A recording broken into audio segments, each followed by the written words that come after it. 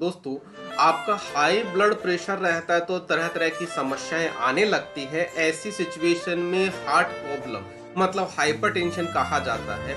इस हाइपरटेंशन के लिए जनरली कौन सी दवा दी जाती है या डॉक्टर आपको प्रिस्क्राइब करता है? ऐसी सिचुएशन में जनरली दोस्तों एम्लोडिपिन नाम की दवा दी जाती है, जो जनरली डॉक्टर प्रिस्क्राइब करते हैं। लेकिन जनरली इस एम्लोडिपिन की वजह से ब्लड प्रेशर पूरा इफेक्टिव मेंटेन नहीं हो पाता। ऐसी सिचुएशन में आपको कौन सी दवा डॉक्टर प्रिस्क्राइब करता है? यदि आपको शायद पता होगा तो मैं बता दूं आपको, एम्लोडिपिन और एटेनोल के कॉम्बिनेशन में ये दवा आपको दी जा। जी हाँ दोस्तों, आज अपन इसी की बात करने वाले हैं, एम्लोडिपिन और एटेनोल के कॉम्बिनेशन की, जिसमें जैसा कि इसमें डिटेल अपन डिस्कस करने वाले हैं, जैसे कि ये कैसे काम करती है, कौन सी बीमारी में काम आती है, इसके कौन कौन से साइड इफेक्ट है जिसको आपको ध्यान रखना होगा, कौन सी आपको सावधानी रखनी है जो इस दवा को लेते समय आपको रखना चाहिए, कौन सी टॉप ब्रांड्स है जो मार्केट में मेडिकल स्टोर पे मिलेगी आपको, और इसके से रिलेटेड कौन कौन से मन में कन्फ्यूजन है, वो सारे के सारे डिटेल अपन डिस्कस करेंगे। आप पूरा वीडियो देखेंगे, पूरी जानकारी मिलेगी, कोई कंफ्यूजन नहीं होगा, तो आप प्रॉपर तरीके से दवाई लेंगे और आप स्वस्थ रहेंगे। आप स्वस्थ रहें दोस्तों, इस चैनल का यही आपके लिए एक मोटो है।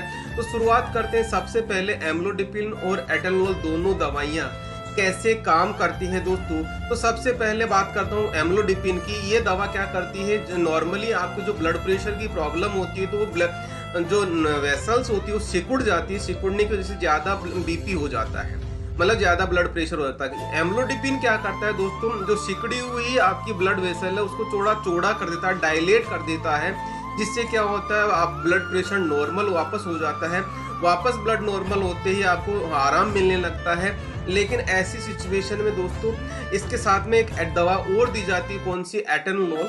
एटेनोल क्या करता है दोस्तों, यहाँ पे मैं बता दूं, जो हार्ट पे काम करता है, ये हार्ट रेट कम कर देता है, जिससे ब्लड प्रेशर कम हो जाता है। मतलब यहाँ पे ये हुआ कि दोनों दवाइयां मिलके कैसे काम करती है। मेडिकल टर्मिनोलॉजी में दोस्तों एम्लोडिपिन को कैल्शियम चैनल ब्लॉकर कहा जाता है, और ये calcium channel blocker blood vessels को क्या करता है, रिलैक्स करता है।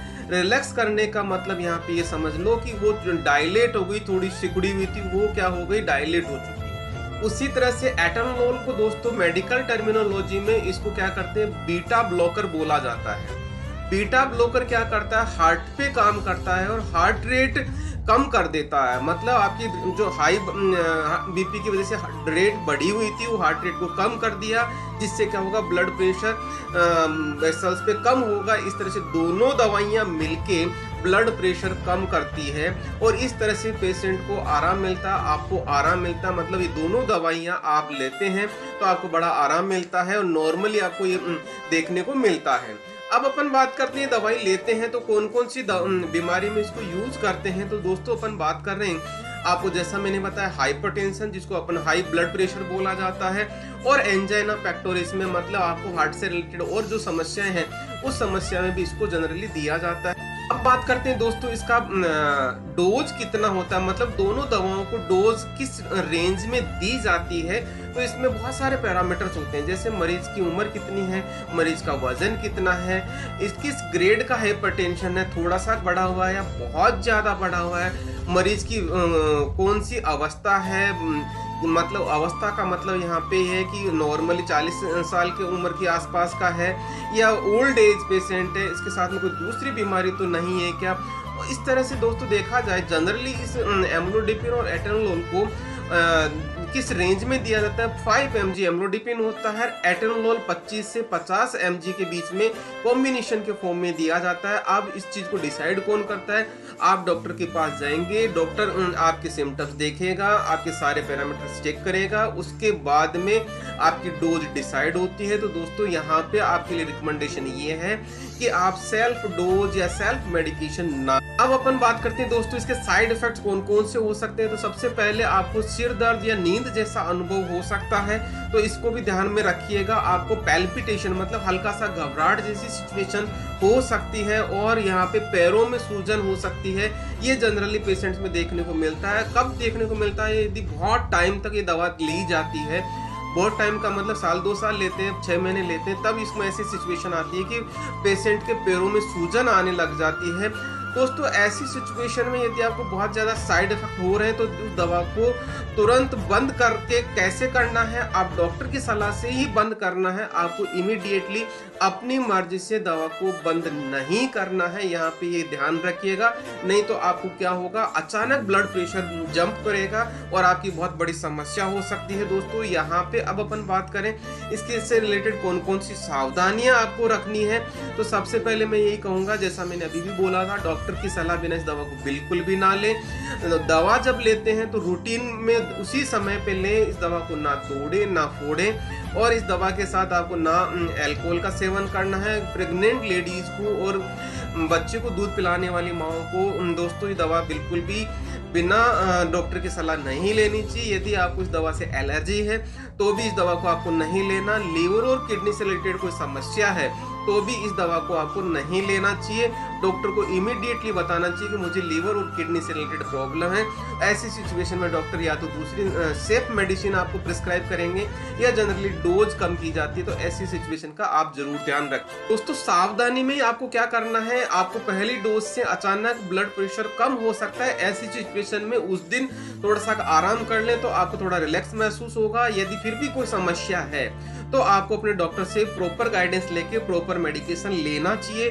और दूसरी सावधानी क्या रखनी चाहिए दोस्तों, जैसा मैंने बताया दवा लेने से सूजन आ सकती है, तो यदि बहुत दिनों तक सूजन रहती है तो दोस्तों अपने डॉक्टर से कंसल्ट करके उस सूजन का प्रॉपर इलाज लें। दोस्तों अब बात आती है कि इससे रिलेटेड कौन कौन से कंफ्यूजन आते हैं आपको।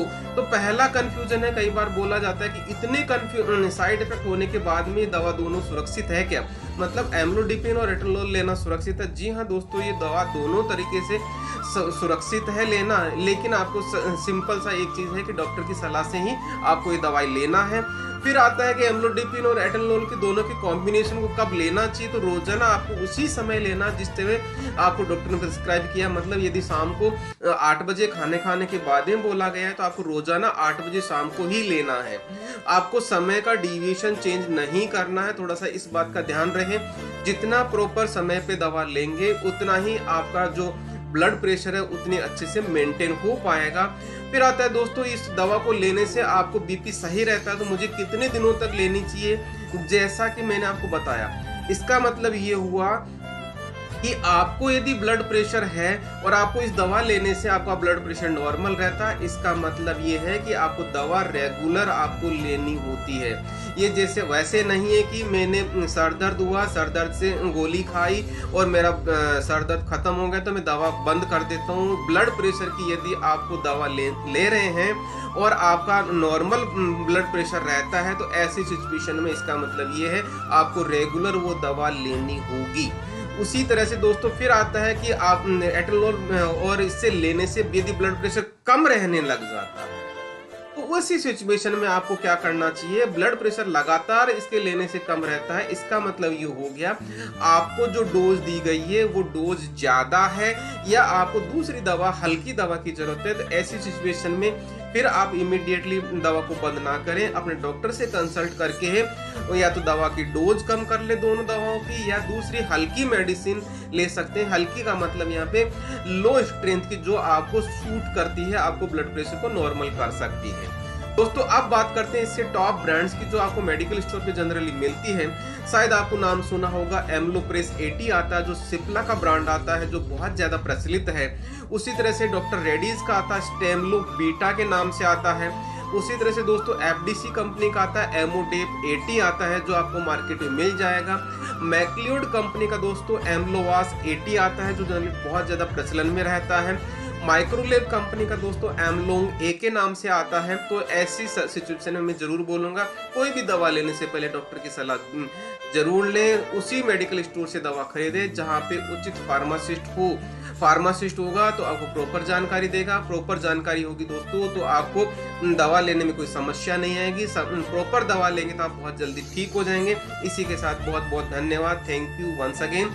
लेकिन यहाँ पे जरूर बोलूंगा दोस्तों इस चैनल को सब्सक्राइब कर लें, जितना हो सकता शेयर करें और कमेंट सेक्शन में कमेंट करके जरूर बताएं तो कैसा लगा। Thank you.